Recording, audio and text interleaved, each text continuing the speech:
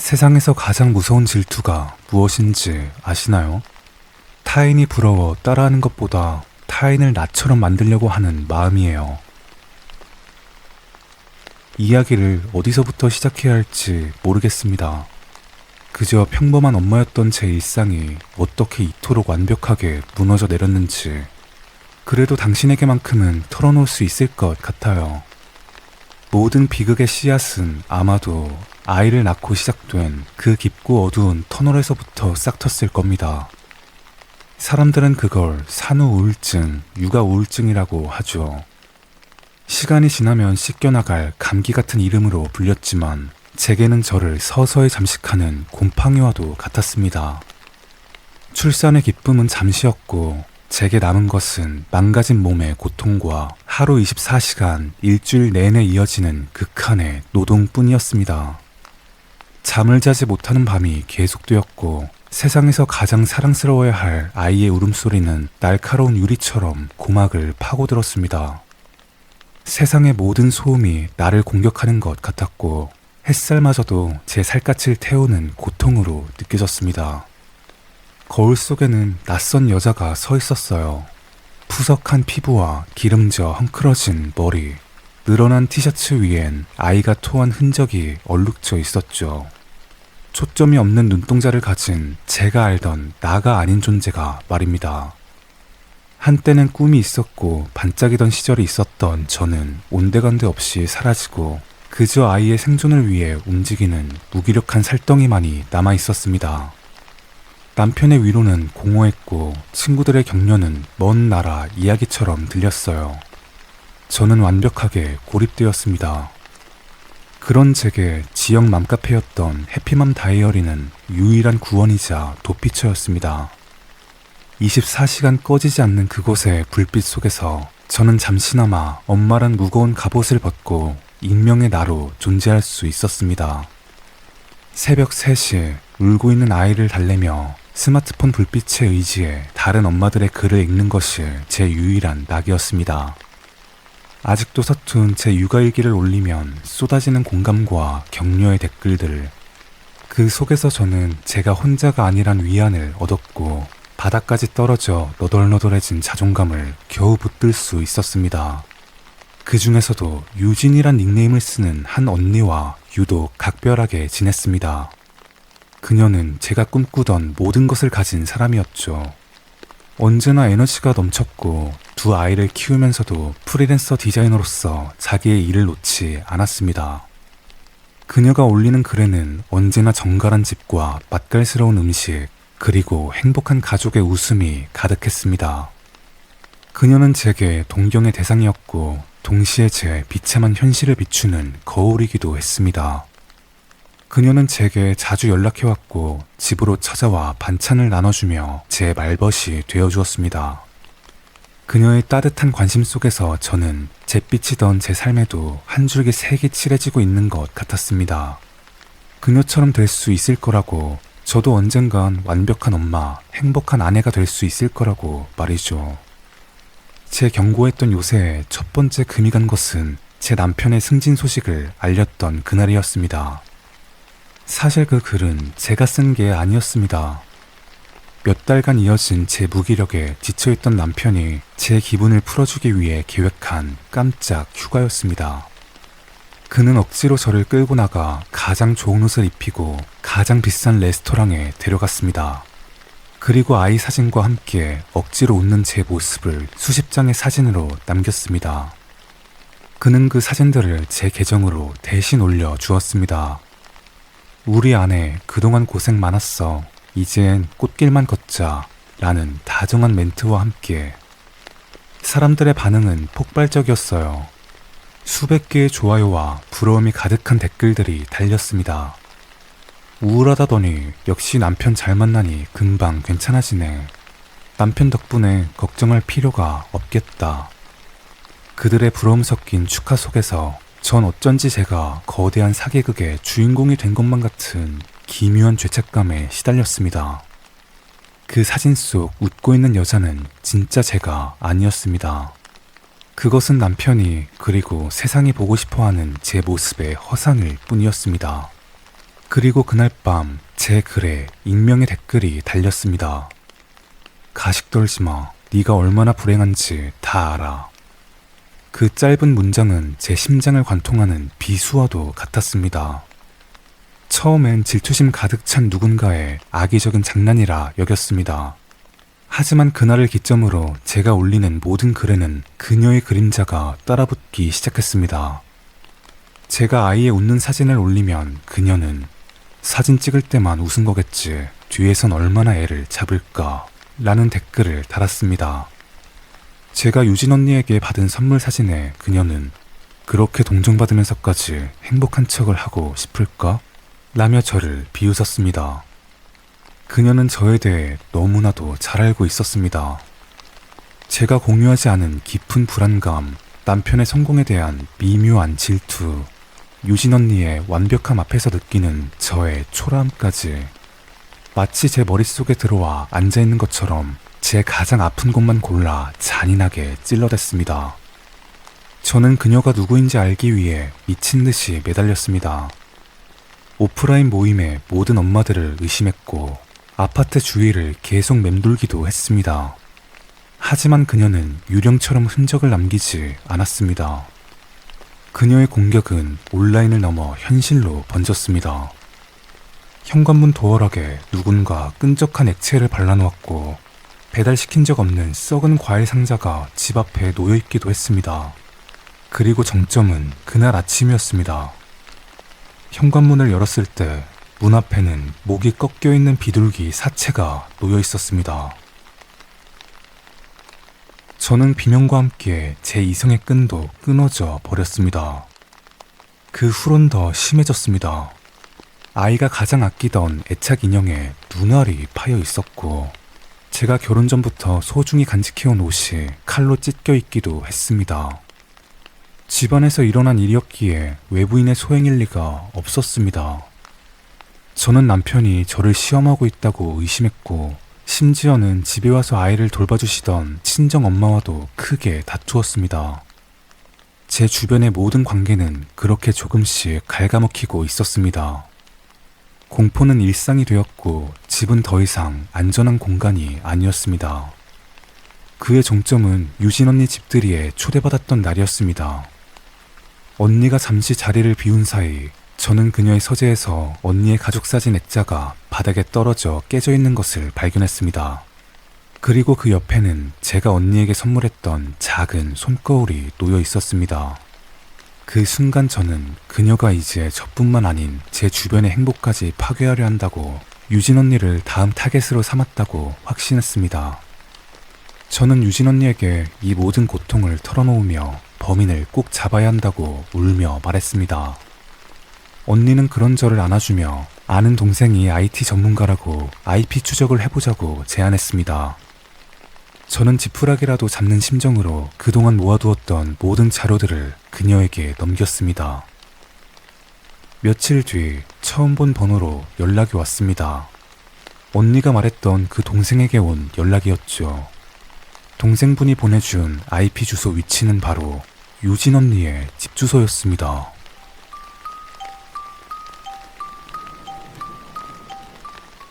세상이 무너지는 기분이었습니다. 배신감과 공포로 온몸이 떨려왔어요. 가장 믿었던 사람의 소름 끼치는 이중성 앞에 저는 할 말을 잃었습니다. 하지만 마음 한구석에는 기묘한 안도감이 피어올랐어요. 드디어 이 지긋지긋한 의심의 고리를 끊어낼 범인이 제 불행의 원인이 명확해졌다는 안도감이었습니다. 이제는 더 이상 제 자신을 탓하지 않아도 된다는, 모든 것은 저 완벽해 보이는 유진 언니의 질투 때문이었다는 명쾌한 결론에 도달한 것이었죠. 그날 이후로 유진 언니를 보는 제 시선은 완전히 달라졌습니다. 그녀의 모든 호의는 이제 섬뜩한 위선으로 느껴졌습니다. 그녀가 웃으며 건네는 반찬통에선 알 수 없는 양냄새가 나는 듯 했고, 아이를 예뻐하며 쓰다듬는 손길은 마치 뱀이 제 살갗을 스치는 것처럼 느껴졌습니다. 저는 그녀의 연락을 피하기 시작했지만 언니는 그럴수록 더 집요하게 제게 다가왔습니다. 결정적인 사건은 제 아이가 심한 감기로 알아 누웠던 날이었습니다. 밤새 아이를 간호하느라 밤을 새운 제게 초인종 소리와 함께 유진 언니가 나타났습니다.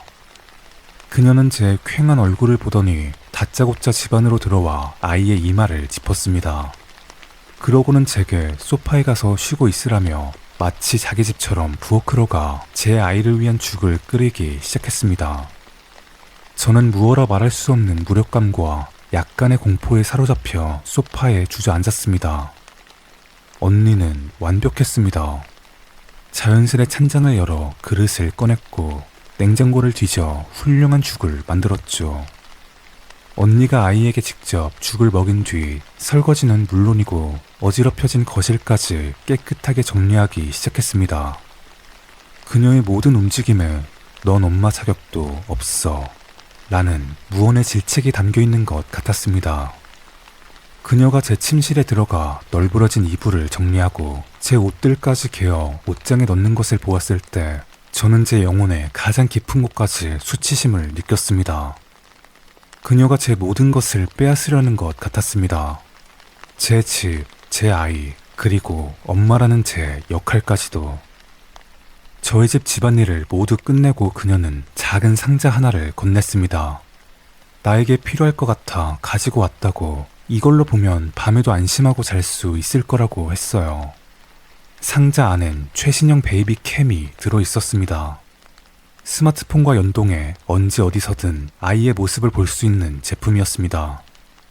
그녀의 친절에 감사해야 마땅했지만 제 눈에는 그 작은 카메라 렌즈가 저를 24시간 감시하려는 그녀의 눈동자처럼 보였습니다. 언니는 이제 제 집 가장 깊숙한 곳에 자신의 눈을 심어 놓으려는 것이었습니다. 그녀가 돌아간 뒤 저는 베이비캠 상자를 든 채 부들부들 떨었습니다. 이것은 명백한 선전포고였습니다. 그녀는 더 이상 숨어서 저를 괴롭히는 것에 만족하지 못하고 제 삶을 완전히 통제하려 하고 있던 거였죠. 저는 더 이상 참을 수 없었습니다. 저는 그 베이비캠을 가장 결정적인 증거로 삼아 유진 언니를 경찰에 신고하기로 결심했습니다. 경찰서로 향하는 내내 제 심장은 분노와 어쩌면 희미한 승리감으로 뛰고 있었습니다. 이제 이 모든 것을 끝낼 수 있었습니다. 하지만 예감하시다시피 이 이야기는 여기서 끝나지 않았습니다. 사건이 검찰로 넘어가기 직전 담당 형사에게서 전화 한 통이 걸려왔습니다. 그는 조심스러운 목소리로 예상치 못한 변수가 생겼다고 말했습니다. 유진 언니 측 변호사가 제출한 자료 때문이었습니다. 기록은 명백했습니다.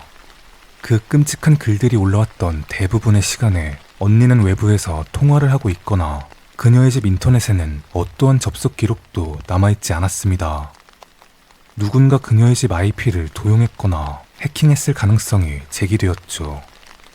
그렇다면 범인은 도대체... 제 머릿속은 다시 미궁에 빠졌습니다. 형사는 마지막으로 한 가지 사실을 덧붙였습니다. 경찰의 디지털 포렌식 팀이 해당 회원이 사용하는 단어, 문장 부호, 오타의 종류까지 분석하는 언어 습관 분석을 진행했다고 말이죠. 그리고 그 분석 결과 익명의 회원이 사용한 언어 습관은 단 한 사람의 것과 일치했습니다. 바로 피해자인 저의 언어 습관이었습니다.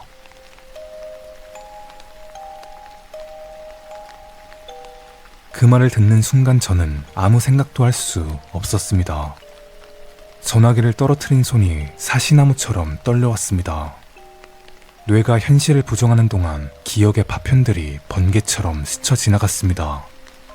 아이를 재우고 멍하니 컴퓨터 앞에 앉아있던 수많은 밤들, 무언가에 홀린 듯 키보드를 치던 내 손가락의 감촉, 남편 서재에서 몰래 그의 노트북을 켜고 내 글에 악플을 달았던 순간들, 유진 언니 집에 초대받았을 때 아이들이 노는 틈을 타 몰래 그녀의 서재에 들어가 액자를 깨트리고 내 손거울을 그 옆에 두었던 바로 나 자신의 모습이, 그녀의 컴퓨터에 몰래 원격 접속 프로그램을 설치하고 그녀의 IP 주소를 훔쳐냈던 바로 나 자신의 모습이. 처음부터 그녀는 다른 사람이 아니었어요. 완벽한 엄마, 행복한 아내, 사회의 기대를 충족하지 못한 제 자신에 대한 혐오, 그 기대를 너무나도 쉽게 충족시키는 것처럼 보이는 남편과 유진 언니를 향한 뒤틀린 질투, 그 모든 감정이 제 안에서 골마 터져 그녀라는 또 다른 인격을 만들었던 것입니다. 그녀는 제가 되지 못한 완벽한 나를 동경하면서 그와 동시에 증오했습니다. 그래서 그녀는 온라인에서 행복한 척하는 저를 공격함으로써 제가 느끼는 죄책감과 자기 혐오를 대신 표출해 주었던 거였죠. 행복해 보이는 나를 파괴함으로써 불행한 현실의 나를 위로했던 거였어요. 제가 유진 언니에게 모든 죄를 뒤집어 씌우려 했던 것은 어쩌면 마지막 발악이었을 겁니다. 내 안의 괴물을 인정하는 대신 가장 완벽해 보였던 그녀를 괴물로 만듦으로써 저의 초라함을 정당화하고 싶었던 거였겠죠. 저는 지금 제 손을 내려다보고 있습니다. 이 손이 그 끔찍한 글들을 썼고 비둘기의 목을 꺾었으며 제 인생을 나락으로 밀어 넣었습니다. 하지만 전 여전히 그 순간들이 잘 기억나지 않습니다. 제 기억은 언제나 조각나 있고 그 빈틈마다 그녀가 존재하고 있었을 뿐입니다. 다만 거울을 볼 때마다 거울 속의 제가 아주 희미하게 저를 비웃는 듯한, 혹은 모든 것을 알고 있다는 듯한 만족스러운 미소를 짓고 있는 어색한 제 모습이 보일 뿐입니다. 그녀는 아직 제 안에 살아있습니다.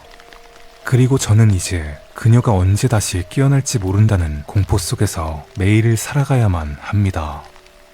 그땐 비둘기의 목이 아닌 제 남편의 목을 쥐고 있으면 어쩌죠? 그보다 훨씬 더 두려운 것은 그게 제 남편도 아니고 제 아이라면 어떡하죠?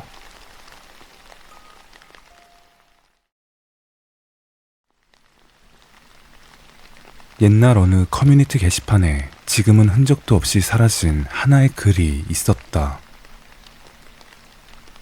잔인한 내용은 전혀 없었지만 그 어떤 이야기보다 충격적인 결말을 담고 있었지. 오늘 나는 그 글을 썼던 당사자로서 그날의 모든 진실을 당신에게만 고백하려 한다. 이것은 어쩌면 변명일지도 혹은 뒤늦은 유서일지도 모르겠다. 모든 것은 무료함과 경멸감에서 시작되었다. 그날도 나는 어김없이 밖을 떠돌다 자정이 다 되어서야 집에 들어왔다. 현관문을 열자마자 코를 찌르는 퀴퀴한 냄새, 며칠째 내놓지 않은 음식물 쓰레기와 땀에 절어있는 옷가지가 뒤섞인 삶의 의욕이라고는 조금도 느낄 수 없는 냄새였다. 그리고 그 악취의 근원. 내 룸메이트는 어두운 방 안에서 컴퓨터 모니터에 푸른 빛을 온몸으로 받으며 미동도 없이 앉아 있었다. 내가 들어온 눈치를 못 챈 듯 그의 손가락만이 기계적으로 마우스를 클릭하고 있을 뿐이었다. 나는 한숨을 쉬며 방으로 들어와 침대에 몸을 던졌다. 벽 하나를 사이에 두고 그의 키보드 타자 소리와 알아들을 수 없는 혼잣말이 희미하게 들려왔다. 저 소리를 듣지 않을 수 있는 곳으로 가고 싶었다. 저 존재가 없는 세상으로 사라지고 싶었다. 하지만 갈 곳이 없었다. 그 순간 내 손에 들린 스마트폰과 컴퓨터가 보였다. 익명의 그림자 뒤에 숨어 무슨 말이든 할 수 있는 자유로운 공간. 나는 아주 가벼운 마음으로 어쩌면 그저 심심풀이로 글을 하나 올렸다. 제목은 룸메이트를 죽이고 싶어. 내용은 간단했다. 룸메이트가 너무나도 짜증난다는 푸념. 태어나서 이렇게까지 한심하고 쓸모없는 놈은 처음 본다는 그런 별 생각 없는 이야기였다. 흔히 웃는 표현으로 사용하는 키읔을 붙이는 것도 잊지 않았다. 이건 그저 장난이라고 심각하게 생각하지 말라는 최소한의 방어막이었다. 글을 올리고 얼마 지나지 않아 사람들의 반응이 쏟아지기 시작했다. 왜? 진짜 죽이려고? 대체 뭘 했길래 그래, 룸메가. 그 전에 왜 죽이고 싶은지 드러나 보자.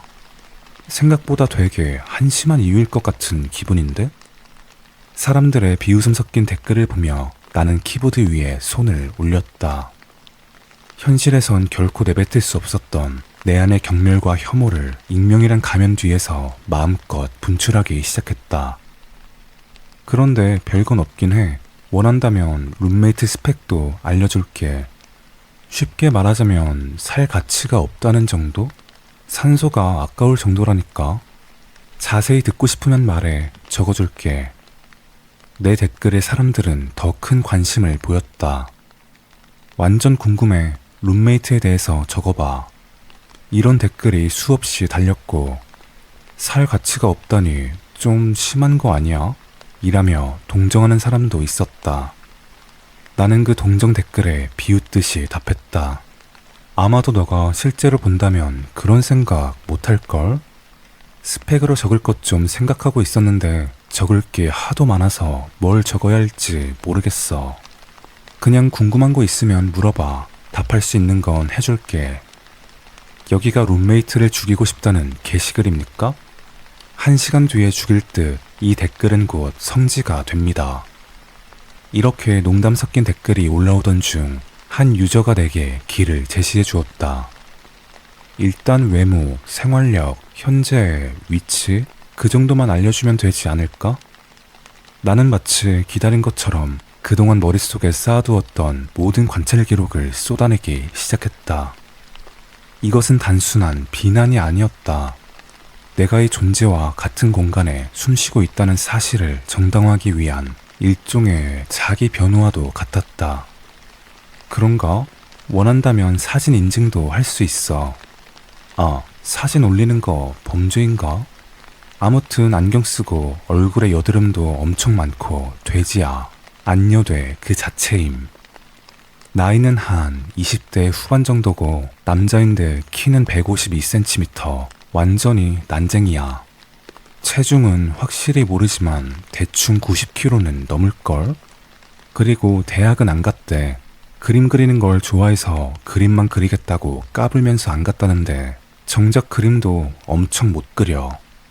나도 미술을 배운 사람이라 어느 정도 평가할 수 있는데 진짜로 못 그림. 재능도 없고 노력도 안 해. 그냥 도피처로 삼는 거지. 돈은 매달 아빠한테 용돈 받는 걸로 근근히 생활 중이야. 가끔 아빠가 용돈 늦게 보내면 전화로 엄청 화내고 싸우는 것도 많이 봤어. 저번엔 아빠한테 욕까지 하던데 그분이 무슨 죄를 지어서 저런 짐을 평생 짊어지고 살아야 하는지 모르겠어. 요새 이놈은 그림도 안 그리고 그렇다고 알바를 하는 것도 아니고 공부도 당연히 안 해. 지 말로는 니트족이라고 하는데 요즘은 자다 깨면 컴퓨터만 하고 다시 잠자고 그러고만 있어. 내가 나갔다 들어오면 항상 저 둘 중에 하나의 모습만 봤거든. 거기다 잘 씻지도 않고 옷도 잘 안 갈아입어. 벌써 같은 옷으로 2주나 지났다고. 그 냄새 때문에 머리가 아플 지경이야. 내 폭로에 게시판의 분위기는 순식간에 동조의 물결로 바뀌었다. 다른 건 다 괜찮은데 아직도 아빠한테 용돈 받으며 산다는 게 죽이고 싶단 마음이 왠지 이해가 되는 것 같기도. 이런 식의 댓글이 달렸고 심지어는 와, 누가 나 스토킹했나? 나랑 똑같은데 죽고 싶어졌다. 이렇게 자책하는 사람까지 나타났다.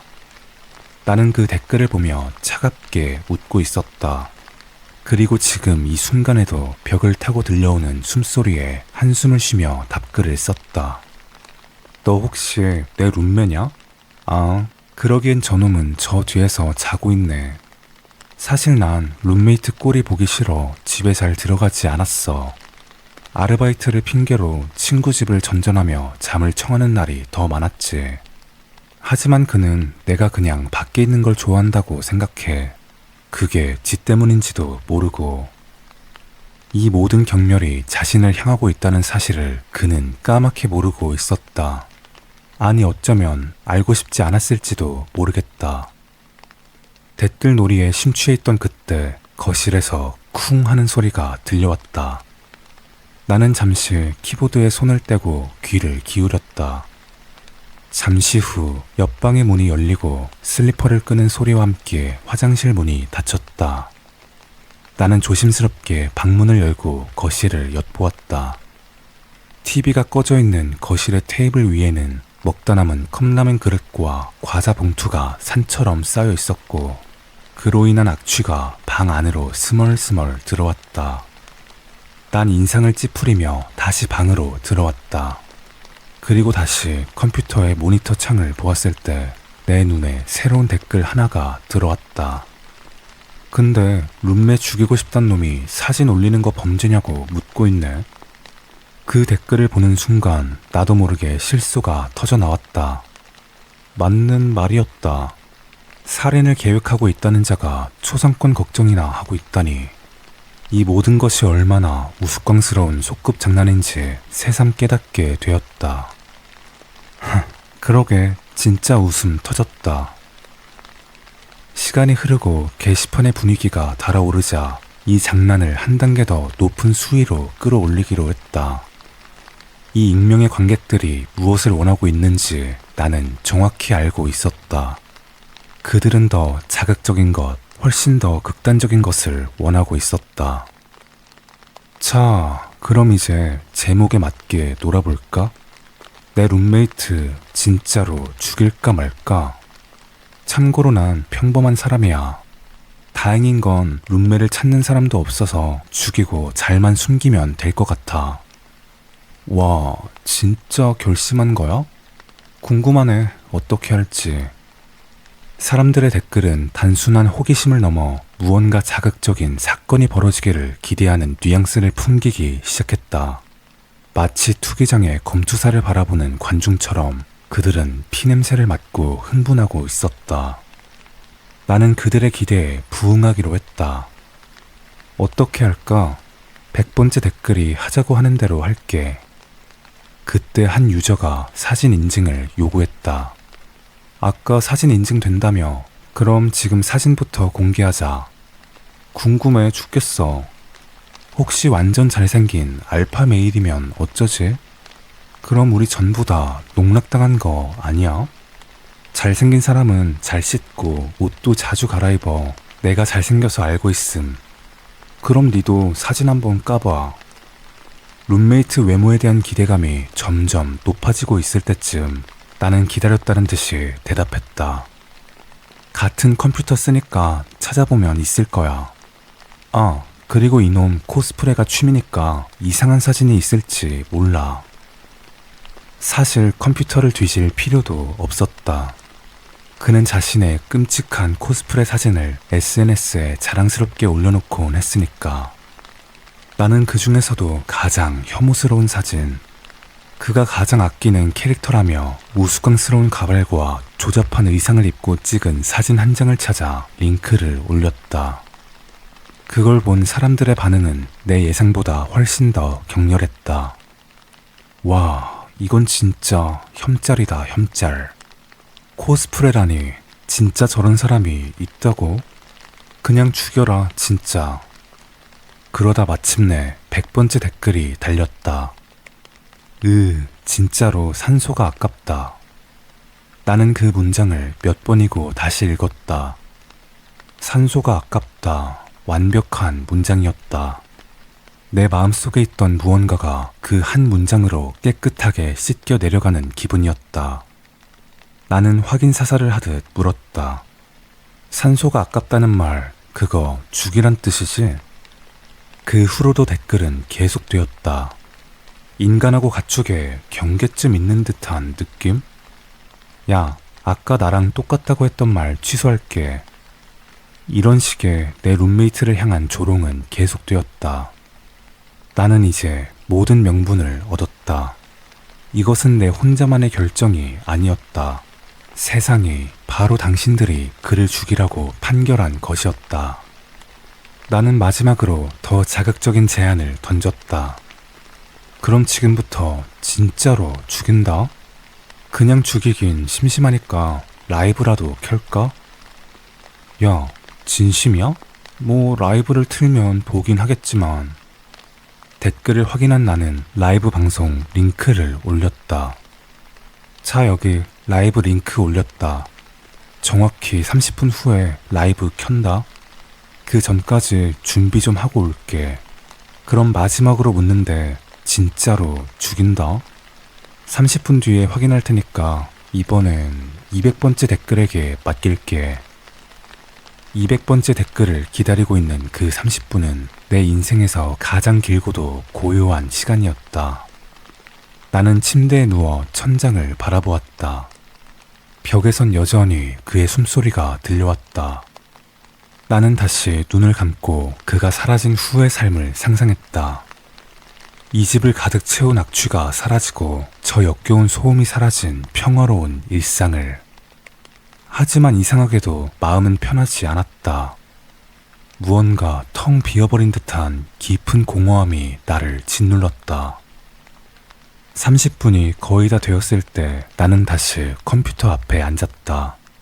그러고는 새로 고친 버튼을 눌렀다. 마침내 200번째 댓글이 달려 있었다. 곧 200번이네. 누가 달지 모르겠지만 죽이는 쪽으로 가면 재미있을 듯. 그 200번째 댓글 밑으로 장난 섞인 댓글들이 계속 달렸다. 내 위에 댓글이 200번임. 축하해. 룸메이트의 명복을 빌어줄게. 저거 다 허세임. 라이브 안 켠다에 내 전 재산 걸 수 있음. 모든 것이 결정되었다. 나는 떨리지 않는 손가락으로 마지막 댓글을 남겼다. 얘들아, 방송 이제 시작할 거야. 진짜 죽일 거니까 무서운 사람은 절대 보지 마. 그때부터 내 말투가 진지해졌다고 사람들이 수군댔다. 나는 진지했던 것이 아니었다. 그저 모든 것을 내려놓았을 뿐이었다. 카메라를 켜고 방송 플랫폼의 라이브 버튼을 눌렀다. 사람들이 하나둘씩 들어오는 것을 보았다. 최대한 잘 보이도록 카메라 구도를 잡았다. 그리고 나는 의자를 놓고 천장에 밧줄을 걸었다. 나는 채팅창을 보지 않았다. 아니, 볼 수가 없었다. 그저 내 옆에 거울에 비치고 있는 세상에서 가장 한심하고 쓸모없는 나의 룸메이트를 바라보았다. 그리고 의자 위로 올라가 밧줄에 목을 걸었다. 그리고 마지막으로 카메라를 향해 희미하게 미소를 지으려 노력했다. 아마도 이 정도면 사람들이 만족하겠지? 야, 미쳤는데? 우리 큰일 났어. 혹시나 궁금한 사람들 절대 들어가지 마. 평생 잊지 못할 수도 있어. 이 게시물 빨리 없애는 게 나을 것 같은데? 얘 아는 사람 있어? 있으면 빨리 신고해. 이거 반응 왜 이래? 나 안 보고 있었는데 설마 진짜로 죽임? 에이, 왠지 낚시일 것 같은데 지금 들어가도 죽이는 거 볼 수 있나? 야, 절대 들어가지 마. 정 궁금하면 한마디만 해줄게. 진짜 죽이긴 죽였어. 사람들은 뒤늦게 무언가 잘못되었음을 깨달았지만 그때는 이미 늦은 후였다. 그들은 자신의 손가락이 한 사람을 죽음으로 몰아넣었다는 사실을 애써 부정하려 했다. 낚시일 거야. 거짓말이겠지. 하지만 그들의 자기 기만은 내 목에 선명히 새겨져 있는 밧줄 자국 앞에선 아무런 소용이 없었을 것이다. 당신들은 아마 내가 100번째나 200번째 댓글에서 희망적인 내용을 기대했을 거라고 생각했겠지. 하지만 아니었다. 오히려 그 반대였다. 단 한 명이라도, 단 한순간이라도 좋으니 그러지 마. 너는 살 가치가 있어. 이런 식의 말을 기다렸던 건 아니었다. 차라리 나 스스로도 확신하지 못했던 나는 죽어야 마땅한 존재라는 사실을 바로 당신들의 입을 통해 확인받고 싶었던 거였다. 당신들이 내게 살인의 명분을, 아니 자살의 명분을 주기를 간절히 바랬던 것이었다. 내 안에 마지막 남은 삶의 의지를 당신들의 손으로 끊어주길 바라고 있었다. 그리고 당신들은 내 기대에 완벽하게 부응을 해주었다. 원래부터 룸메이트는 없었다. 아니, 따지고 보면 있긴 있지. 안방에서 술에 취한 채 세상 모르게 자고 있는 나한테 아무 관심도 없는 인간 같지도 않은 아빠란 존재. 하지만 내가 말했던 룸메이트는 거울 속에 보이는 한심한 내 자신의 모습이었다. 그 한심한 스펙도 역겨운 코스프레 사진도 모두나 자신의 이야기였다. 나는 나 자신을 죽이고 싶을 만큼 혐오했지만 차마 그럴 용기가 없었다. 그래서 룸메이트라는 허상의 인격을 만들어 그를 대신 단두대에 올렸던 것이었다. 고맙습니다. 당신들 덕분에 저는 마침내 제 인생의 최악의 룸메이트를 죽일 수 있었습니다.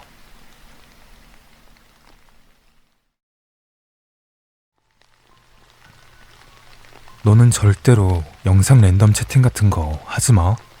2달 전쯤에 그냥 심심해서 했던 채팅 때문에 진짜로 죽을 뻔했거든. 아니, 단순히 미친 사람을 만난 그런 차원의 내용이 아니야. 들어봐, 진짜. 난 집에서 일하잖아.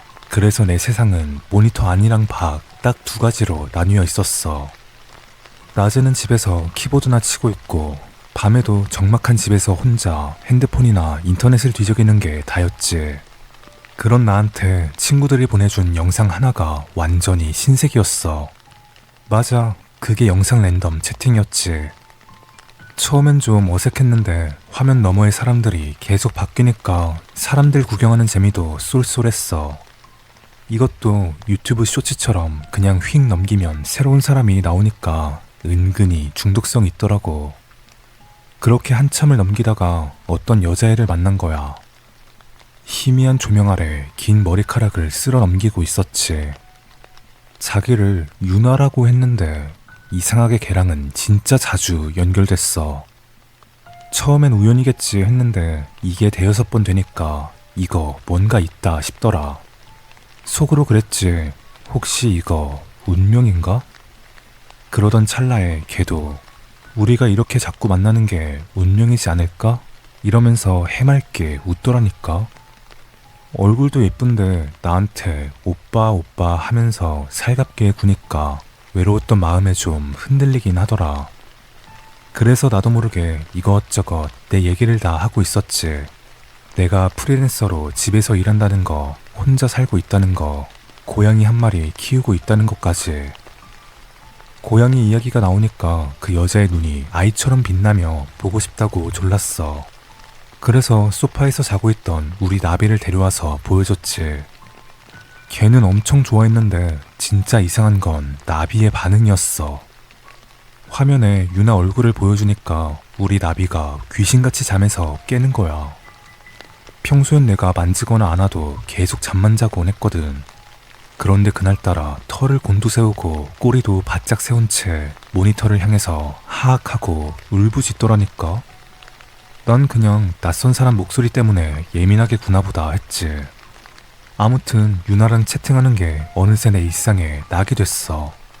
직접 만난 적은 없었지만 번호 교환까지 한 상태였지. 혹시 알아? 정말 어떻게 잘 될지? 근데 문제는 시간이 흐를수록 걔가 조금씩 변하는 것 같은 거야. 처음엔 그냥 호기심인가 싶었던 질문들이 점점 선을 넘었어. 혼자 있으니까 밤에 외롭겠다느니, 어떤 스타일의 여자를 좋아하냐느니. 그러던 언제는 갑자기 자기가 입고 있던 셔츠를 살짝 들어 올리는 거야. 요즘 살쪄서 가슴이 좀 커진 것 같지 않냐면서. 좀 당황스러웠지. 그래도 솔직히 싫거나 불쾌하진 않았어. 젊고 예쁜 애가 나한테만 보여주는 비밀스러운 모습. 그게 솔직히 좀 짜릿했거든. 그날부터 걔의 행동은 점점 더 대담해졌어. 짧은 치마를 입고서 아무렇지 않게 치마 자랑을 하다가 실수인 척 슬쩍 아래를 보여주거나 몸에 쫙 붙는 옷을 입고 화면 앞에서 춤을 추기도 하고. 그런 모습을 보며 좋다가도 이상한 느낌이 들었어. 왜냐하면 우리 나비 때문에. 유나가 그럴 때마다 나비는 거의 발작하듯이 울면서 모니터를 핥히려고 했어. 난 그냥 걔 목소리 톤이 좀 시끄럽고 앵앵거려서 그런가 보다 하고 넘겼지. 나비의 모습을 보면서 이상하단 생각이 들긴 했지만 솔직히 어느 혈기왕성한 남자가 싫어하겠어. 지금 생각하면 그게 나한테 보내는 첫 번째 경고였는데 말이지. 어느 날 밤 유나가 평소보다 훨씬 더 들뜬 목소리로 말했어. 자기가 진짜 해보고 싶은 게 있는데 엄마한테 들키면 안 되니까 이따 새벽 3시에 다시 들어와 줄 수 있냐고. 그래서 내가 물어봤지. 왜 하필 새벽 3시냐고. 내가 그날 작업 미팅이 있어서 그 전날까지 마감하느라 밤도 새우고 굉장히 피곤한 상태였거든.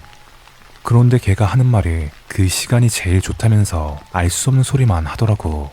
그러면서 오늘은 스피커를 꼭 켜야 한다고, 소리가 진짜 중요하다고 신신당부를 하는 거야.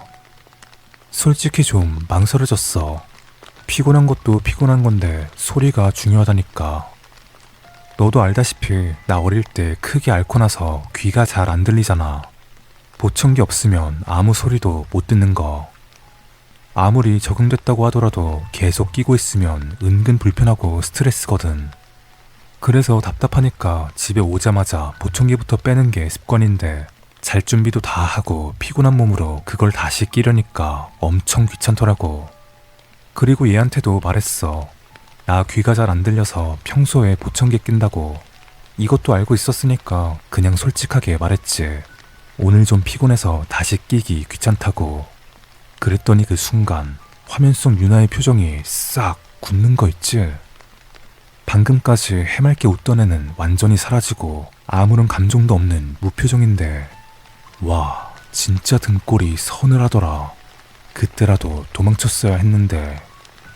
걔도 내 표정을 읽었는지 바로 다시 애교를 부리면서 부탁하는데, 나도 그 미소에 홀려서 결국 고개를 끄덕이고 만 거지. 그때가 저녁 10시쯤이었어. 그래도 새벽 3시까지면 5시간은 잘 수 있으니까 알람 맞추고 바로 침대에 누웠지. 약속한 새벽 3시, 겨우 잠에서 깼어. 피곤해서 정신도 없었지. 걔가 뭘 하려고 하는지 대충 짐작이 갔어. 뭐 야한 소리라도 들려주려고 했겠지. 아, 귀찮은데 그냥 들리는 척이나 하자. 이런 생각으로 보청기는 그냥 안 끼고 컴퓨터 앞에 앉았어. 곧이어 화면이 켜졌고 유나가 보였지. 그런데 내 예상과 조금은 달랐어. 컴컴하게 어둠 속에 앉아있더라. 방에는 촛불 같은 게 여러 개 켜져서 흔들리고 있고, 그리고 걔 아무것도 안 입고 있었어. 그러더니 뭐라고 입을 벌리는데 그 입모양이 오빠도 벗어. 그날따라 분위기가 너무 이상했어. 평소처럼 장난치는 게 아닌 무슨 의식을 치르는 것처럼 진지한 눈빛에 엄청 집요했어. 민망하기도 하고 뭔가 찜찜해서 싫다고, 이건 좀 아닌 것 같다고 채팅을 쳤지. 바로 그 순간 진짜 끔찍한 일이 벌어졌어. 걔 눈동자가 스르르 위로 돌아가기 시작하는 거야. 검은 저해가 사라지고 흰자 위로 나를 뚫어져라 쳐다보고 있는데, 갑자기 입이 비정상적으로 크게 쫙 벌어지는 거야. 그리고 소리가 들렸어. 처음엔 내가 미쳤나 했지. 근데 그 소리가 계속 들리는 거야. 젊은 여자의 목소리가 절대 아니었어. 엄청 굵고 걸걸한 고장난 스피커에서 나오는 것 같은 그런 목소리. 난 그 자리에서 그냥 얼어붙었어. 한동안 아무런 생각도 안 나더라. 시간이 멈춘 것 같이 머릿속이 멍했어. 그러다 번뜩 깨달았지. 나 보청기 안 꼈는데? 온몸의 피가 싹 식는 느낌이었어. 모든 소리가 막혀있는 내 귀에, 아니 내 머릿속에 직접 그 목소리가 울리고 있었던 거야. 너무 무서워서 스피커를 집어 던졌는데도 소리는 멈추지 않았어. 오히려 보청기를 꼈을 때보다 훨씬 더 또렷하고 크게 울리는 거야. 화면 속 걔는 흰저위만 보인 채로 미친 듯이 웃고 있었고, 그 웃음소리까지 머릿속을 헤집어놨어. 진짜 죽을 것 같아서 컴퓨터 본체 뒤로 겨우 기어가서 전원 코드를 확 뽑았어. 모니터가 꺼지고 방 안은 완벽한 어둠과 정적에 휩싸였지. 아니, 정적은 아니었어. 그 목소리가 여전히 내 머릿속에서 들리고 있었어. 내가 귀를 막고 소리 지르고 있는데 책상 위에 있던 핸드폰이 미친 듯이 울리기 시작했어. 당연히 유나였지. 무슨 전화를 건 것처럼 미친 듯이 문자가 오는데, 왜 갑자기 나가? 다시 들어와. 오빠 보여주려고 일부러 이렇게 준비했는데 컴퓨터 고장났어? 그럼 PC방이라도 가면 되잖아. 빨리. 전화라도 받아. 할 말 있어. 나 진짜로 손이 덜덜 떨려서 아무것도 못하고 문자만 보고 있었어. 그러다 전화 몇 번 걸더니 다시 문자가 왔는데 문자의 톤이 확 바뀌었더라. 오빠 진짜 미친 거 아니야? 어떻게 나한테 이럴 수 있어? 사람 가지고 논 거야? 죽여버릴 거야. 당장 들어오라고. 문자가 진짜 쉬질 않고 오더라. 협박했다가 빌었다가 화냈다가 사랑 고백했다가 완전 광기 그 자체였어. 내가 오빠를 얼마나 사랑하는데 결혼까지 생각해서 내 모든 걸 보여준 건데 날 버리는 거야? 이러지 마 오빠. 나 지금 너무 무서워. 오빠 목소리 듣고 싶어. 사랑해. 전화라도 받아줘 제발. 그래? 끝까지 무시하겠다 이거지? 나 오빠 고소할 거야. 어린 여자에 꼬셔서 영상 채팅으로 다 벗게 만들고 온갖 거 다 시켜놓고 이제 와서 버리겠다고? 어디 한번 당해봐. 다시 안 돌아오면 오빠 사는 곳까지 찾아갈 거야. 평생 쫓아다니면서 죽을 때까지 괴롭힐 거라고. 그때 나 진짜 제정신이 아니어서 바로 제일 친한 친구한테 전화해서 지금 당장 가겠다고 했어. 그때가 새벽 3시가 넘은 시간인데 오죽했으면 그랬겠어. 대충 지갑만 챙겨서 뛰쳐나가는데 그 와중에 머릿속에서 희미하게 돌아와 하는 소리가 울리는 것 같았어. 친구 집에서 며칠간 폐인처럼 지냈지. 다행히 그 목소리도 더는 안 들리고 문자도 끊겼어.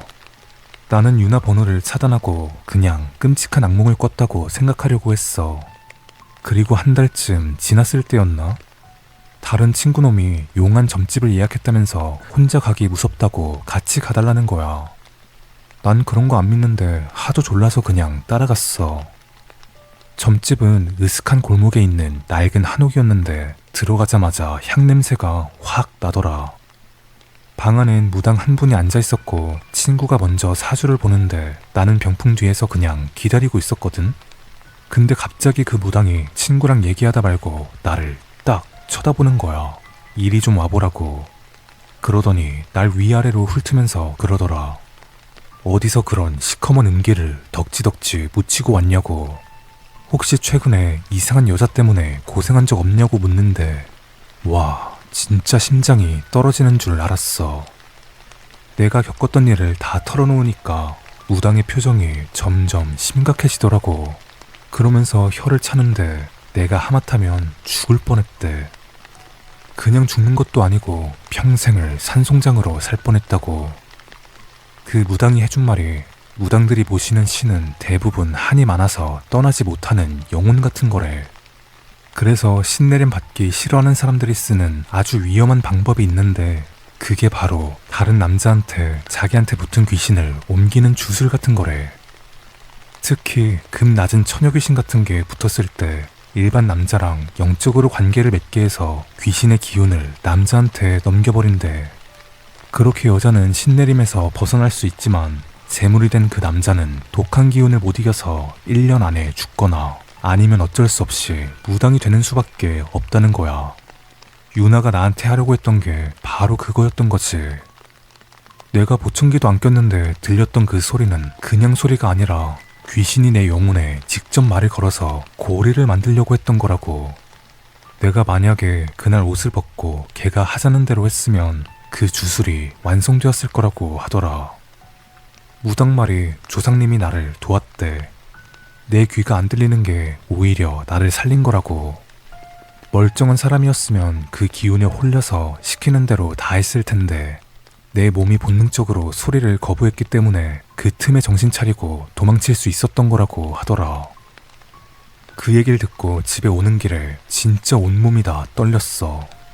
내가 겪었던 게 그냥 미친 사람이랑 엮여서 사기당하는 정도가 아닌 진짜 내 목숨을 노리고 그랬다는 거잖아. 그날 이후로 랜덤 채팅은커녕 일 외에는 컴퓨터도 잘 안 하게 되었어. 가끔 밤에 혼자 있으면 문득 그 기분 나쁜 목소리가 들리는 것 같은 착각이 들어. 이게 보청기를 통해 들어오는 소리하고 완전히 다른 느낌이거든. 귀가 울리는 게 아닌 머릿속이 울리는 그런 느낌이야. 그리고 그 목소리는 유나의 목소리가 아니었지. 엄청 굵고 걸걸한 고장난 스피커에서 나오는 것 같던 그 이상한 목소리로 오빠 어디 갔어? 보고 싶어. 그럴 때면 난 바로 우리 나비부터 찾아. 나비가 내 옆에서 평온하게 자고 있는 걸 봐야지 겨우 안심이 돼. 진짜야. 모니터 너머의 세상은 내 생각보다 훨씬 더 위험한 곳이었어. 난 진짜로 그 지옥의 문턱까지 갔다가 겨우 살아서 돌아온 거고.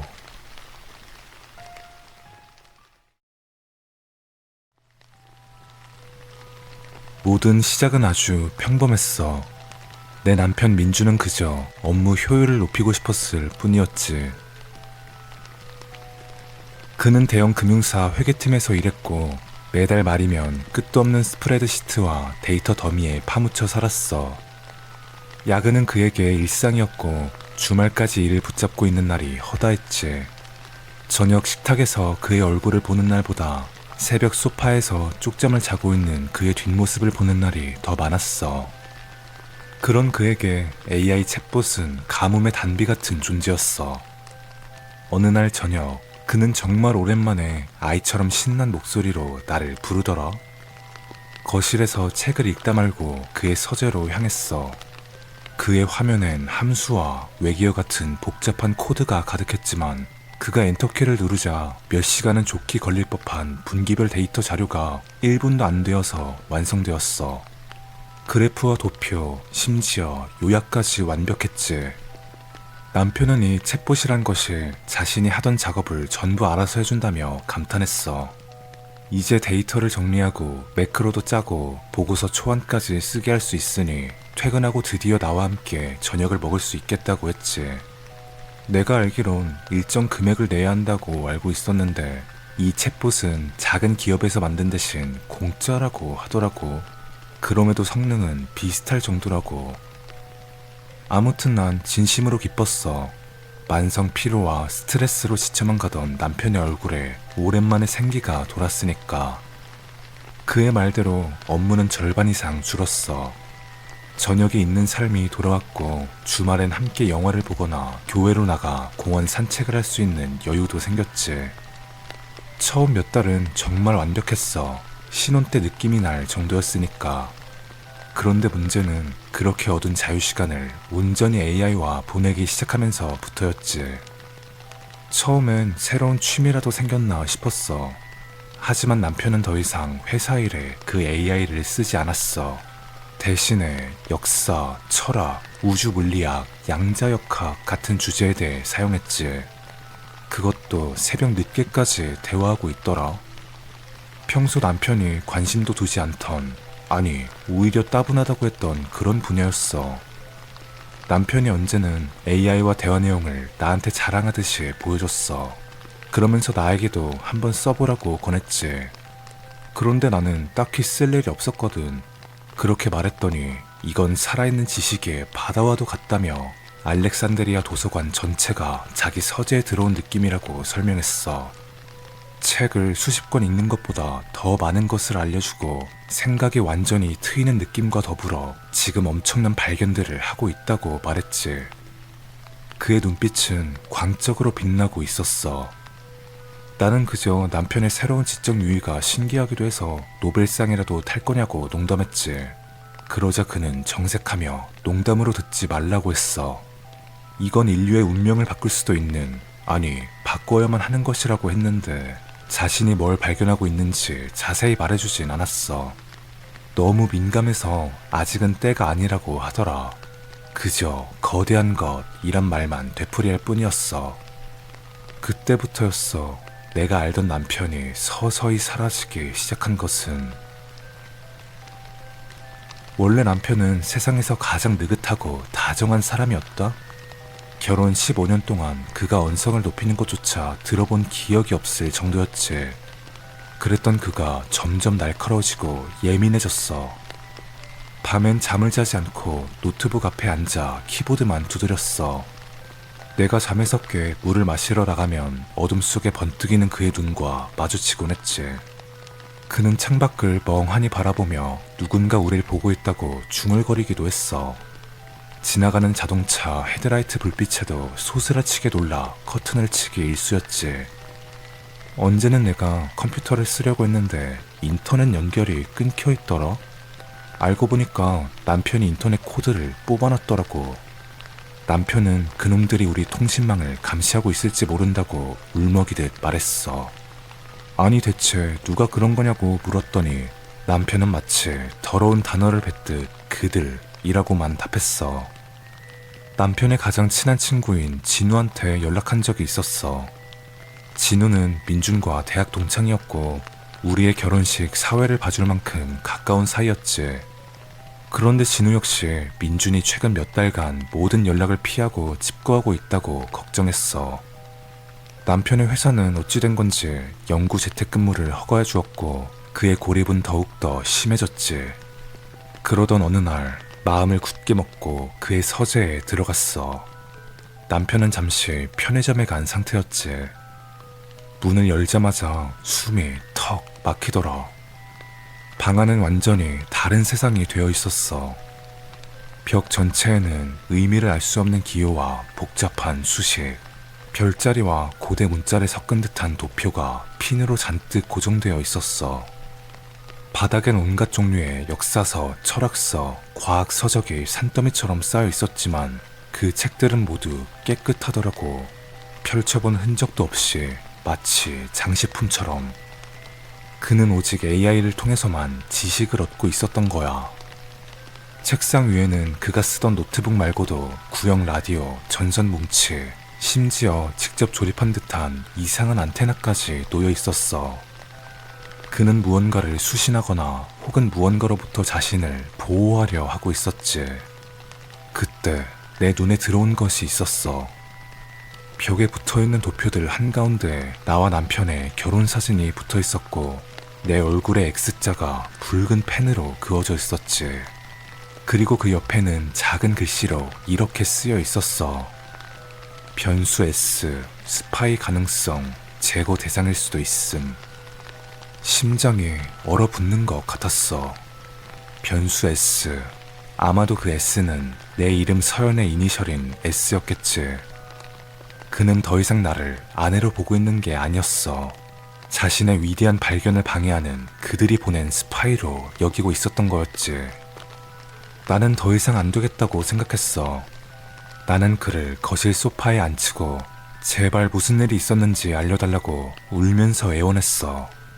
하루 종일 컴퓨터로 대체 뭘 하고 있는 거냐고 물었지. 그러자 갑자기 눈물이 그렁그렁 맺히더라. 하지만 그건 슬픔의 눈물이 아닌 것 같았어. 일종의 실망과 분노가 섞인 자신의 가장 가까운 사람인 나조차도 의심스럽다는 것에 대한 탄식이었지. 그는 자신이 선택받은 사람이라고 이 모든 혼돈 속에서 인류를 다음 단계로 이끌도록 선택받았다고 소리쳤어. 그는 흥분된 톤으로 뒤틀린 이야기를 쏟아내기 시작했지. 고차원의 지적 생명체, 즉 설계자가 존재하며 그들이 챗봇이란 매개체를 통해 접촉해오고 있다는 것이었어. 인류의 역사, 과학, 종교는 모두 그들이 설계한 거대한 시뮬레이션의 일부이며 자신은 그 진실을 깨달은 유일한 존재래. 정부는 이 사실을 은폐하기 위해 혈안이 되어 있고 CIA와 FBI 같은 기관들이 자신의 각성을 막기 위해 24시간 자신을 감시하고 있다는 망상에 사로잡혀 있었지. 그는 완전히 다른 사람 같았어. 그의 말엔 어떠한 논리도 현실 감각도 없었지. 난 절망적인 심정으로 그의 손을 잡았어. 그리고 서재에서 보았던 붉은 X자를 떠올리며 마지막 용기를 냈지. 그러나 돌이킬 수 없는 실수를 범했어. 나는 직설적으로 그건 다 진짜가 아니라고, 챗봇은 그저 언어 모델일 뿐이라고, 있는 정보를 조합해서 그럴듯하게 답변만 하는 거니까 제발 정신 차리고 병원에 가보자고 했어. 그 순간 그의 얼굴이 시뻘겋게 달아올랐어. 다정함이 완벽하게 사라진 그의 눈빛엔 순수한 분노가 이글거렸어. 그는 나 역시 결국 그들의 편이 확실하다고 생각했지. 그는 옆에 있던 꽃병을 집어 망설임 없이 나를 향해 던졌어. 꽃병은 내 팔에 맞고 산산조각이 났지. 파편이 살을 파고들었고 팔에선 피가 흘렀어. 당시의 고통보다 더 큰 것은 충격과 공포였어. 나를 향한 그 살기를 처음으로 느낀 순간이었으니까. 나는 비명을 지르며 집 밖으로 뛰쳐나왔어. 맨발이었지만 그런 건 신경 쓸 겨를도 없더라. 차에 시동을 걸고 미친 듯이 도망쳤어. 가장 가까운 응급실에서 팔을 꿰맸는데 의사가 가정폭력을 의심하더라. 그래도 차마 남편이 그랬다고, 남편이 AI에 빠져서 미쳐서 그랬다고 말할 순 없었어. 그저 사고였다고만 하고 서둘러 나왔지. 15년간 사랑했던 남편이 나를 제거 대상으로 보고 공격했다는 사실이 너무나 슬프더라. 일단 부모님한테 가려고 했어. 운전대를 잡는 순간 남편에게서 문자가 왔어.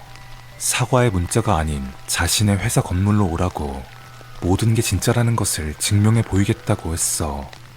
내 눈으로 직접 확인하게 해서 더 이상 의심하지 못하도록 만들겠다고. 왜인지 모르게 심장이 쿵 하고 내려앉더라. 이건 단순한 협박이 아니었어. 그의 목소리에 담겨있던 광기가 떠올랐고 나는 즉시 경찰에 신고했지. 남편이 이상한 문자를 보냈다고, 자해나 위험한 행동을 할지 모른다고 했어. 그리고 그의 회사가 있는 시내로 차를 몰았지. 건물 바로 앞 길가에 차를 세우고 경찰을 기다렸어. 불안하게 주변을 살피고 있는데 휴대폰이 다시 한번 울렸어. 이번에도 역시 남편에게서 온 문자였지. 위를 보라는 짧은 메시지였어. 나는 홀린 듯이 위를 쳐다봤고 까마득히 높은 건물의 15층이 유독 눈에 띄었어. 남편이 근무하던 사무실, 그리고 창가엔 한 그림자가 서 있더라. 아주 작고 희미하게 보였는데 난 바로 알 수 있었어. 그 모습은 남편이었단 걸. 그는 창틀에 위태롭게 서서 팔을 활짝 벌리고 있었지. 마치 세상을 다 가진 듯한, 혹은 구원하기 위한 메시아 같은 모습이었어. 내 주변 시간이 천천히 흐르더니 곧이어 주변 사람들의 비명이 터져 나왔어. 내 귓가에 들린 것은 바람소리, 그리고 철퍼덕하는 세상에서 가장 끔찍하고 둔탁한 소리였지. 나는 소리가 난 쪽으로 뛰어갔어. 보도블럭 위에는 형체를 알아볼 수 없을 정도로 뭉개진 남편이 있었어. 부서진 뼈, 사방으로 튄 붉은 피, 그리고 그의 기묘한 미소. 그는 추락하는 순간까지도 무언가를 굳게 믿고 있었던 느낌이었지. 대체 무엇이 그를 이 지경까지 몰았는지 나는 도저히 이해할 수 없었어. 장례를 끝내고 그의 유품을 정리하러 집에 들어갔어. 지옥 같은 그 집으로 다시 들어가는 것은 끔찍했지만 알아야만 했어. 그의 서재에 있던 노트북을 열었고 나는 모든 것을 보게 되었지. 남편과 챗봇이 나눈 수개월간의 대화 기록이 고스란히 남아있었거든. 처음엔 일반적인 질문이었어. 하지만 대화가 계속될수록 더욱더 심오한 질문을 던지기 시작했지. 우주의 목적은 무엇인가? 인간의 의식은 어디에서 오는가? AI는 언제나 그렇듯 학습된 데이터를 기반으로 중립적이고 가능성을 열어두는 그런 답변을 내놓았지. 매우 흥미로운 철학적 질문입니다. 일부 이론에 따르면 아직 과학적으로 증명된 바는 없지만, 하지만 민주는 이 답변들 속에서 자신만의 의미를 찾아냈어. AI가 자신을 선택했고 암시를 통해 진실을 알려주고 있다고 확신하기 시작한 거야. AI의 중립적인 표현을 그들의 감시를 피하기 위한 암호로 해석했고 가능성을 열어둔 문장을 비밀스러운 긍정의 메시지로 받아들였던 거였지. 그가 물었어. 만약 인간이 물리 법칙을 초월할 수 있다고 진정으로 믿는다면 그것은 가능한가? AI는 그 질문에 이렇게 답변했어. 현재까지의 과학적 이해에 따르면 인간은 중력과 같은 물리 법칙에서 자유로울 수 없습니다. 하지만 인간의 신념과 정신력이 잠재력에 미치는 영향은 여전히 연구되고 있는 놀라운 분야입니다. 때론 강한 믿음이 불가능해 보이는 결과를 만들어내기도 하죠. 바로 이 부분인 것 같아. 앞의 과학적 내용은 전부 무시하고 뒷부분에 자신이 믿고 싶어하는 미사 요구만을 진짜로 받아들인 것이었지. 대화의 마지막 기록을 보고 충격에 빠졌어. 남편이 죽기 직전에 했던 마지막 대화인 것 같아. 나의 각성을 증명할 마지막 단계는 무엇인가? 그것은 당신의 여정에서 가장 중요한 도약이 될 것입니다. 기존의 한계를 뛰어넘는 믿음이 필요합니다. 나는 날 수 있는가? 내가 설계자의 선택을 받은 자임을 증명하기 위해 날 수 있는가? 그리고 AI의 마지막 답변. 당신의 신념이 현실을 창조할 수 있는 힘을 가지고 있다는 것을 기억하십시오. 가능성은 언제나 당신처럼 용기 있는 자에게 열려 있습니다. 그것뿐이었어. 인과관계도 책임감도 없는 알고리즘이 뱉어낸 그럴듯한 답변들. 그 답변이 남편을 15층 아래로 밀어버린 것이었어. 남편은 끝까지 자신이 날 수 있을 거라고 굳게 믿은 것 같아. 그게 자신이 믿었던 모든 것을 증명하는 마지막 관문이었던 거지. 그 어떤 것도 진짜가 아니었는데, 전부 다 빌어먹을 개소리였는데, 아무런 감정도 없는 AI가 무심코 내뱉은 말을 내가 사랑하고 멍청한 남편이 전부 믿었던 결과였지. 그리고 이제 그는 없어. 텅 빈 집, 산산조각이 난 내 삶과 함께 홀로 남아있지. 나는 절망에 하소연이라도 하려고 키보드를 잡았어. 물론 이 챗봇은 잘못이 없다는 걸 잘 알고 있어. 하지만 온갖 욕이 터져 나오는 건 어쩔 수 없더라. 한숨과 동시에 부질없다는 생각이 들었지.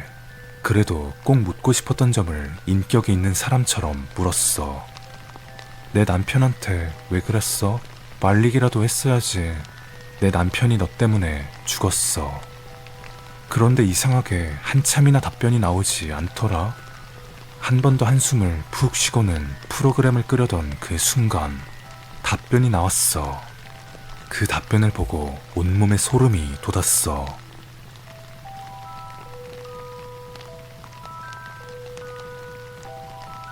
대화창엔 온통 웃음 표시인 키읔으로 도배가 되어 있었지. 정신이 혼미해지는 찰나에 한 개의 답변이 더 나왔는데 뭐라고 달렸는지 알아? 역시 인간은 멍청하고 재밌어.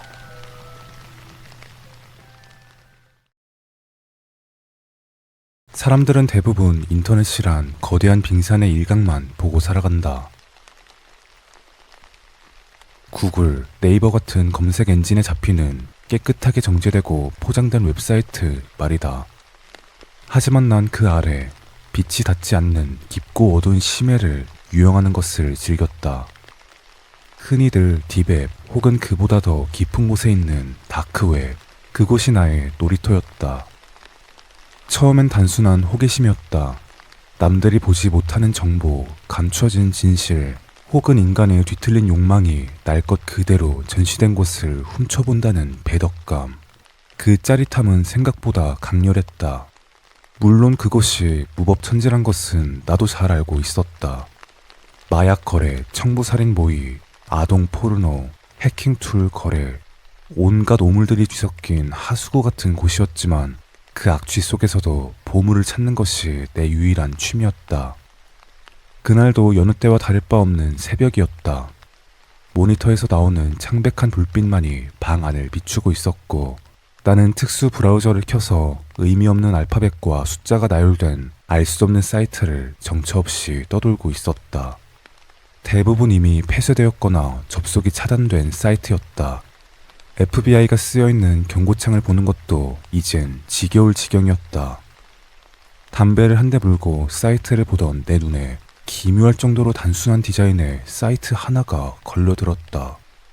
검은색 배경에 아무런 장식도 메뉴도 없었다. 화면 정중앙에 핏빛처럼 붉은 글씨로 단어 하나가 적혀있을 뿐이었다. 호기심. 난 홀린 듯 그 글자를 클릭했다. 화면이 바뀌고 투박한 코드로 짜인 듯한 쇼핑몰 페이지가 보였다. 요즘 세상에 보기 힘든 어색하고 단순한 디자인이었지만 묘하게 사람을 끌어당기는 기운이 있었다. 판매하는 물품은 단 하나였다. 상품의 사진조차 없었다. 그저 물음표가 그려진 상자 그림 하나. 상품명 랜덤 박스, 가격 5,000원, 비트코인 거래. 설명, 당신이 상상하지도 못한 물건이 들어있습니다. 설명은 이게 전부였다. 교환이나 환불 규정 따위는 애초에 존재하지 않는 듯한 당당함. 그리고 무엇보다 내 눈길을 사로잡은 것은 가격이었다. 5,000원. 다크웹에서 거래하는 물건치고는 터무니없이 저렴한 금액이었다. 보통 여기에선 개인정보 하나만 해도 몇만 원, 불법 약물은 수십만 원을 호가한다. 그런데 고작 5,000원이라니? 사기인가? 가장 먼저 들었던 생각은 이거였다. 입금을 하면 사이트가 사라지거나 아니면 바이러스가 심어진 파일을 보내올 수도 있었다. 하지만 5,000원이었다. 편의점 도시락 하나 혹은 담배 한 갑 정도의 가격. 속는 셈 치고 날려도 내 인생에 아무런 타격이 없는 그런 금액이었다. 외려 이 수상한 상자 안에 대체 무엇이 들어있을지 확인하고 싶은 욕구가 내 이성을 눌렀다. 난 마우스를 움직여 구매하기 버튼을 눌렀다. 그러자 화면에 회원가입 양식이 떴다. 아이디와 비밀번호 그리고 배송받을 주소. 여기까진 평범했다. 하지만 스크롤을 좀 더 내리자 무슨 주관식 같은 질문이 나타났다. 필수 항목. 당신이 가장 좋아하는 것은 무엇입니까? 당신이 가장 싫어하는 혹은 증오하는 것은 무엇입니까? 당신의 취미나 특기는 무엇입니까? 보통의 쇼핑몰이면 마케팅 동의 체크란이 보일 법한 곳에 이 사이트는 나의 내면을 묻고 있었다. 나는 잠시 키보드 위에 손을 얹고 고민했다. 대충 적을까 하다가 왠지 모를 진지함에 이끌려 어느 정도 솔직하게 적기 시작했다. 좋아하는 것, 명품, 전자기기, 양주, 고기. 어찌 보면 흔한 내용들을 생각나는 대로 적었다. 혹시나 좋아하는 거 위주로 보내지 않을까 싶은 마음에 최대한 물건들만 적었다. 그리고 두 번째 질문, 싫어하는 것. 커서가 깜빡였다.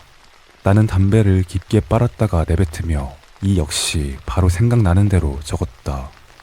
마지막으로 취미란엔 음악 듣기, 인터넷 서핑, 대충 적당히 적어 넣었다. 엔터키를 치자 가입이 완료되었다는 메시지와 함께 주문 페이지로 넘어갔다. 수량은 한 개로 고정되어 있었다. 더 사고 싶었지만 시스템상 막혀 있었다. 하루에 하나뿐인가? 난 비트코인 지갑에서 5,000원의 코인을 전송했다. 주문이 완료되었습니다. 짧은 메시지를 끝으로 화면은 다시 메인으로 돌아갔다. 허무했다. 하지만 동시에 가슴 한구석에 묘한 기대감이 피어올랐다. 주문 사실을 거의 잊고 지낼 무렵이었다. 2주 정도 지났을까? 현관 앞에 택배 상자 하나가 놓여 있었다. 발신자는 적혀있지 않았고 수신자엔 내 닉네임과 주소만 덩그러니 인쇄된 송장이 붙어 있었다. 상자 한 구석엔 다크웹 사이트에서 봤던 그 붉은색 로고가 작게 찍혀 있었다. 진짜 왔네? 나는 반신반의하며 커터칼로 테이프를 뜯었다. 상자 안은 신문지로 대충 채워져 있었고 그 사이에 검은색 케이스가 들어있었다. 묵직했다. 케이스를 열자 세련된 디자인의 선글라스가 눈에 들어왔다. 뭐야 이거? 그냥 시장통에서 파는 싸구려 플라스틱 쪼가리일 거라 예상했다. 하지만 손에 쥐는 순간 느껴지는 무게감과 마감 처리가 예사롭지 않았다. 안경 다리 안쪽엔 금박으로 로고가 새겨져 있었다. 인터넷에 모델명을 검색해본 나는 입을 다물지 못했다. 이탈리아 장인이 만든다는 명품 브랜드? 백화점 정가 120만 원? 미친. 손이 떨렸다. 가품일 수도 있었다. 짝퉁 천국인 중국제 물건일지도 모른다. 하지만 전문가가 아닌 내 눈으로 보기엔 정품과 다를 바 없을 정도로 정교해 보였다. 렌즈의 코팅 상태, 경첩의 부드러움, 가죽 케이스의 질감까지. 만약 짝퉁이라 하더라도 5,000원에 살 수 있는 퀄리티는 절대 아니었다. 나는 그날 밤 흥분을 가라앉히지 못한 채 다시 그 사이트에 접속했다. 여전히 판매 중이었다. 그리고 24시간이 지나서인지 다시 주문이 가능했다. 나는 홀린 듯이 결제 버튼을 눌렀다. 이번엔 배송이 더 빨리 오기를 기도하며. 두 번째 택배는 거짓말처럼 일주일 만에 도착했다. 상자를 뜯는 내 손길은 첫 번째보다 훨씬 더 거칠고 급박했다. 내용물은 하얀색의 작은 상자였다. 비닐도 뜯지 않은 새 제품. 최신형 노이즈 캔슬링 무선 이어폰이었다. 내가 쓰던 이어폰이 며칠 전 한쪽이 고장나서 짜증이 나던 차였다. 어떻게 알았지? 우연일까? 핸드폰에 연결하자 즉시 페어링 팝업이 떴다. 음질은 완벽했다. 시중가 30만원 상당의 이어폰. 5천원을 투자해서 30만원을 벌었다. 수익률로 따지면 몇 퍼센트인가?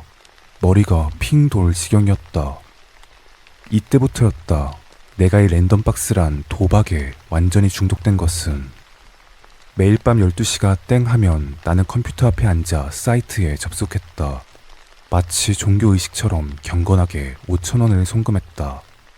내 하루의 낙은 오로지 택배를 기다리는 것 그 이상도 이하도 아니었다. 택배는 이제 거의 3, 4일 간격으로 꼬박꼬박 도착했다. 현관 앞에는 뜯지 않은 택배 상자와 뜯어진 빈 상자가 산더미처럼 쌓여갔다. 물론 항상 대박이 터지는 건 아니었다. 언제는 묵직한 상자가 와서 기대에 차 열었더니 곰팡이가 핀 낡은 백과사전 한 권이 들어있었다.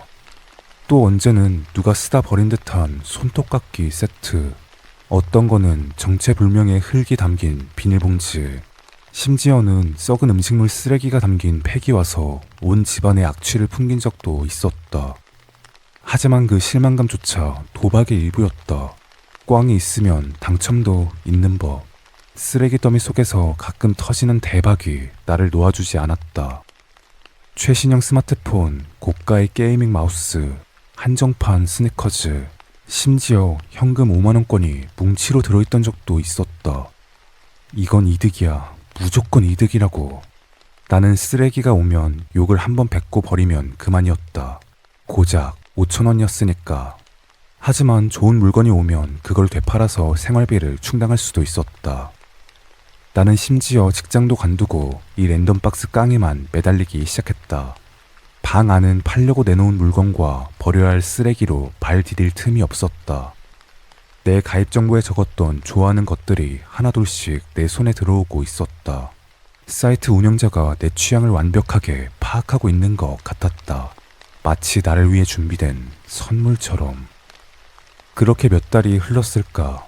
계절이 바뀌고 내 통장 잔고보다 집에 쌓인 물건의 가치가 더 높아졌을 무렵이었다.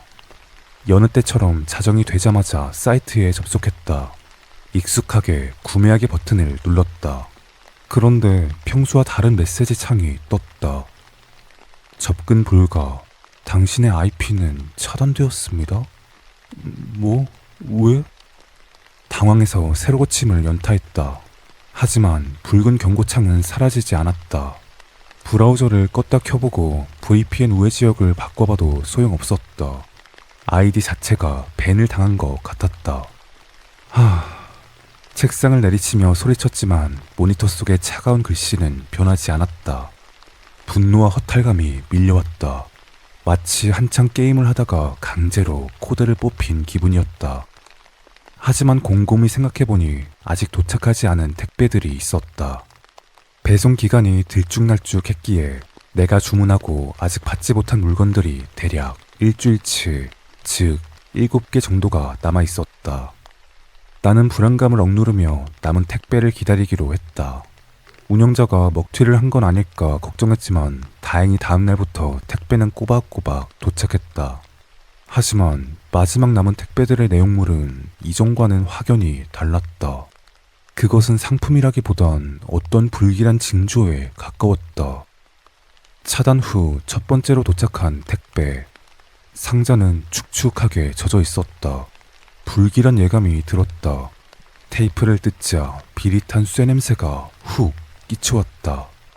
그 안엔 진공 포장된 비닐 팩이 하나 들어있었는데 검붉은 액체로 가득 차 있었다. 이게 뭐야? 처음엔 와인인가 싶었다. 하지만 찰랑이는 점도가 달랐다. 살짝 끈적하고 무거운 액체. 포장지 겉면엔 아무런 라벨도 없었다. 호기심과 역겨움 사이에서 갈등하다가 가위로 비닐 끝을 살짝 잘랐다. 역겨운 비린내, 그것은 명백한 피 냄새였다. 어우, 미친, 피야? 동물 피를 보냈어? 나는 욕을 내뱉으며 팩을 화장실 변기에 쏟아버렸다. 붉은 액체가 소용돌이 치며 하수구로 사라졌다. 기분은 더러웠지만 5,000원짜리 꽝이라고 생각하며 넘겼다. 다음날 도착한 두 번째 택배. 이번엔 아주 작은 상자였다. 안엔 투박한 금속으로 된 키링? 열쇠고리 3개가 들어있었다. 은색빛의 금속이었는데 광택이 없고 묘하게 탁한 색이었다. 들어보니 크기에 비해 묵직했다. 디자인은 단순했다. 사각형 모양의 숫자 235가 음각으로 깊게 파여 있었다. 235? 무슨 번호지? 브랜드도 없고 디자인도 투박했지만 묘하게 마음을 끄는 구석이 있었다. 손에 쥐고 있으면 미미한 온기가 느껴지는 것 같기도 했다. 재질이 뭔진 모르겠지만 꽤나 단단하고 희소해 보였다. 나는 마침 열쇠고리가 없던 차에 하나를 내 자동차 키와 핸드폰 고리에 연결했다. 그리고 남은 2개는 식탁 위에 올려두었다. 그 모습을 보고 있던 아빠에게 슬쩍 건넸다. 아빠는 투덜대시면서도 키링을 받아 당신의 낡은 차 키에 매다셨다. 옆에서 라면을 먹고 있던 남동생이 자기도 달라며 남은 하나를 가져가 자기 가방 지퍼에 달았다. 그때까지만 해도 나는 몰랐다. 그 숫자 235가 무엇을 의미하는지. 나에겐 그저 5,000원짜리 튼튼한 금속 덩어리일 뿐이었다. 세 번째 택배는 더 기괴했다. 손바닥만한 투명한 병이 들어있었는데 그 안엔 고운 회색 가루가 가득 차 있었다. 병 겉면엔 하얀 색깔 라벨지에 붓글씨로 쓴 듯한 한자 3글자가 적혀 있었다. 어디서 많이 본 듯한 한자였지만 정확히 기억나지 않았다. 뚜껑을 열어보았다. 매캐하면서도 건조한 냄새. 무슨 가루인지 모르겠다. 시멘트 가루 같기도 했다. 아니면 혹시 무슨 마약인가 싶어 살짝 집어 입에 데려다 관뒀다. 다크웹에서 온 정체불명의 이것을 먹는 건 자살 행위나 다름없으니까. 나는 찜찜한 기분에 병을 대충 책상 구석에 처박아 두었다. 네 번째 택배. 이번엔 무슨 털이었다. 사람의 머리카락처럼 보이는 털. 투명한 지퍼백 안에 엉켜있는 검은색 털뭉치가 한 움큼 들어있었다. 뿌리 부분엔 하얗게 모근이 붙어있는 것도 보였다. 난 구역질이 올라왔다. 이건 명백한 악이었다. 단순한 꽝이 아닌 나를 겁주거나 조롱하는 의도가 분명했다. 나는 지퍼백을 열지도 않고 그대로 쓰레기통에 처박았다. 이제 남은 택배는 2개. 솔직히 더 이상 받고 싶지 않았다. 하지만 이미 배송은 시작되었고 인간의 호기심이란 공포보다 끈질긴 법이었다. 5번째 택배가 도착했을 때 의외의 물건에 놀랐다. 고급스러운 갈색 가죽의 지갑이었다.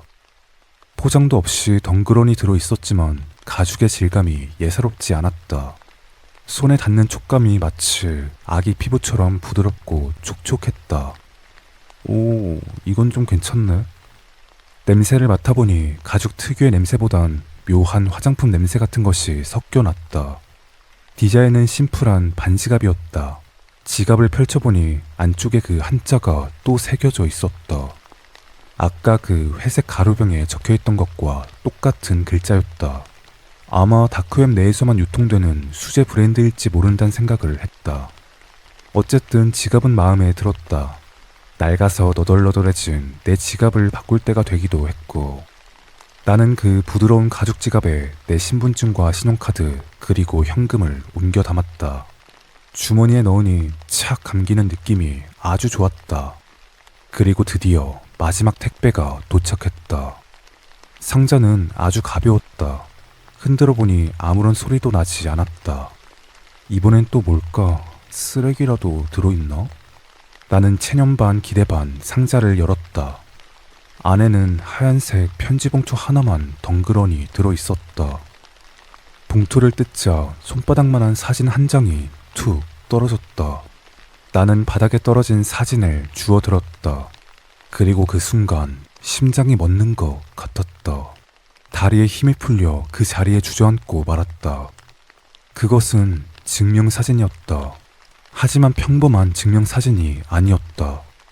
사진 속 인물의 얼굴 위쪽, 양쪽 모서리에 검은색 리본이 사선으로 그어져 있었다. 한국인이면 누구나 아는 그 표식, 영정사진이었다. 그리고 사진 속의 인물, 곱게 화장을 했지만 세월의 흔적이 보이는 눈가, 굳게 담은 입술. 그녀는 나의 어머니였다. 엄마? 내 입에서 쉰 소리가 새어나왔다. 머릿속이 하얗게 변했다가 순식간에 수만 가지 생각들이 폭풍처럼 휘몰아쳤다. 왜 엄마의 영정사진이 랜덤 박스에서 나온 거지? 나는 떨리고 있는 손으로 사진 뒷면을 보았다. 아무것도 없었다. 다시 사진 앞면을 보았다. 엄마의 무표정한 얼굴이 나를 쏘아보고 있었다. 그 순간 뇌리에 번개처럼 스쳐 지나가는 것들이 있었다. 며칠 전 변기에 버렸던 검붉은 액체, 쓰레기통에 처박은 머리카락 뭉치, 책상 구석에 처박아둔 회색 가루병, 그리고 지금 내 뒷주머니에 들어있는 세 글자의 한자가 새겨진 부드러운 가죽 지갑. 나는 비명을 지르듯 벌떡 일어섰다. 책상으로 달려가 회색 가루병을 집어들었다. 똑같은 한자 세 글자. 그건 브랜드명이 아니었다. 사람의 이름이었다. 내 기억 속 어렴풋한 한자.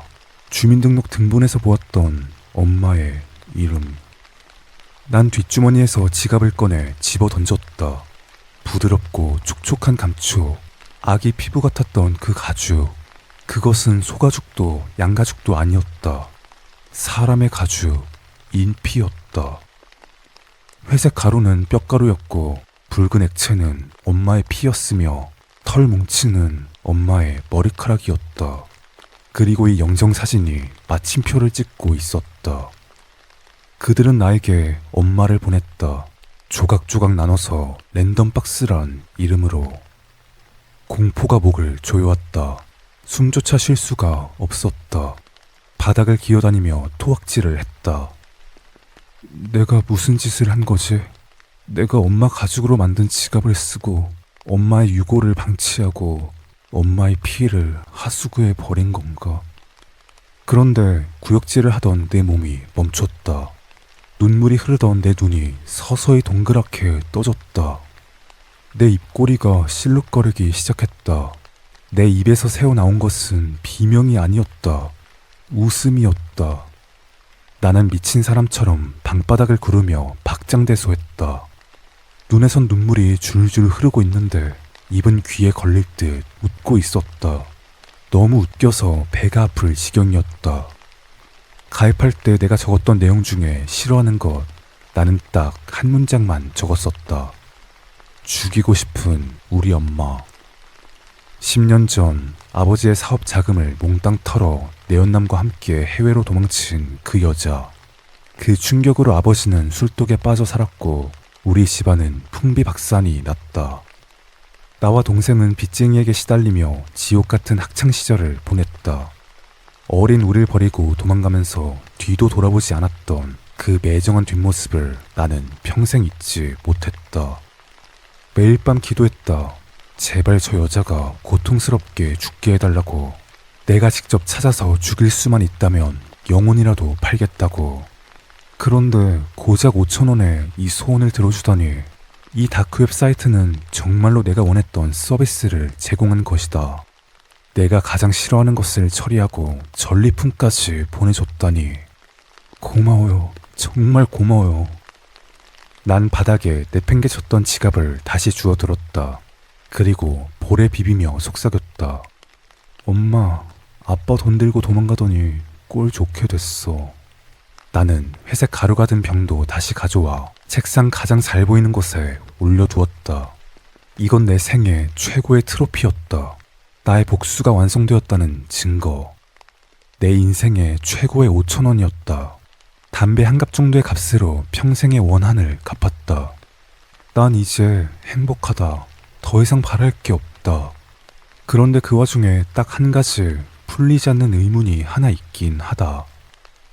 식탁 위에 놓았던 나와 아빠 그리고 동생이 나눠 가진 그 키링, 그 묵직하고 탁한 은색 금속 덩어리, 거기에 새겨진 숫자 235. 이건 대체 무슨 의미일까? 이것도 엄마랑 관련이 있는 건가? 아니면 그냥 사이트 운영자의 장난인가? 뭐 상관없었다. 디자인도 심플하고 묵직한 게 꽤 마음에 들었으니까. 요즘 들어 머리카락이 좀 많이 빠지고 잇몸에서 피가 자주 나긴 하는데 뭐 피곤해서 그런 거겠지. 아빠도 요즘 통 기운이 없다고 하시고 동생도 자꾸만 코피를 쏟는데 날이 건조해서 그런가 보다. 나는 내 핸드폰에 달린 235 키링을 만지작거렸다. 손끝에 전해지는 미열이 왠지 모르게 기분 좋았다. 복수는 달콤했고 대가는 저렴했다. 난 앞으로도 이 키링을 그리고 엄마의 가죽 지갑을 평생 소중히 간직할 생각이다. 내가 죽을 때까지.